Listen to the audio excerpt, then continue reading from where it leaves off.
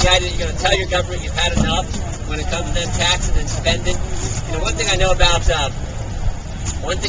Americans is we hate being told what to do.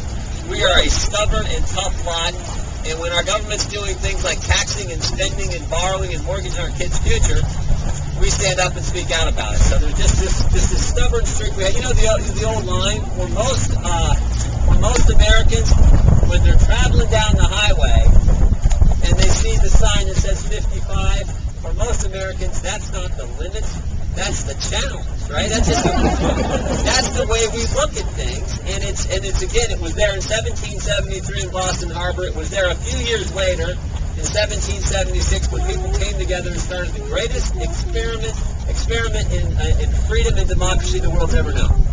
And the greatest country in the world is the result. And it's our job. You think about what really makes our country special. A lot of things. I mean, God has been so, His grace has been so wonderful in this country, and a lot of great rights and freedoms and privileges we have. But in the end, it's really parents making sacrifices for their children so they can have life a little better than we did. And then they, in turn, when they become adults, do the same thing for the next generation. And it's been that cycle that continues to make us the greatest nation ever. So thank you for being here today. Teddy Roosevelt said this. He said, "Our creed's not the life of ease, but rather the life of strenuous effort. Far better to dare mighty dreams, to attempt glorious triumphs, even though checkered by defeat, than to live in that gray twilight which knows neither victory nor defeat."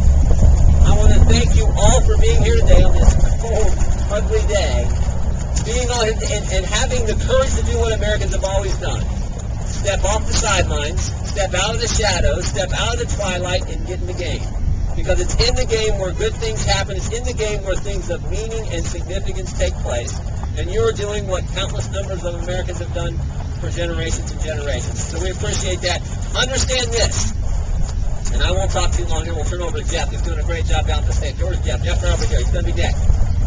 Understand this. Liberty, freedom, the words we most associate with this country. The words the founders talked about when they started. I tell people, next to Scripture, the greatest words ever put on paper are the Declaration of Independence where the founders wrote, "We hold these truths to be self-evident. All are created equal, endowed by our Creator with certain inalienable rights, that among these are life, liberty, and the pursuit of happiness." It's interesting to note, you can't pursue happiness. You cannot go after your goals and your dreams if you first don't have liberty, if you first don't have freedom. And those two things are actually under attack right now in Washington, D.C. Think about this. 5 quick things I want to run through. The first one is this idea that we're going to now have a cap-and-trade law put on the country where we're going to limit the amount of energy we have, direct assault on our economic freedom. Then we have this whole push to further nationalize health care. Another direct attack on our liberty. Instead of you and your family and your doctor making decisions about your health care, it's now going to be some federal board in Washington, D.C. deciding those things. Then we have this other issue. Have you heard the card check issue? The idea that now, if you want to form a collective bargaining unit,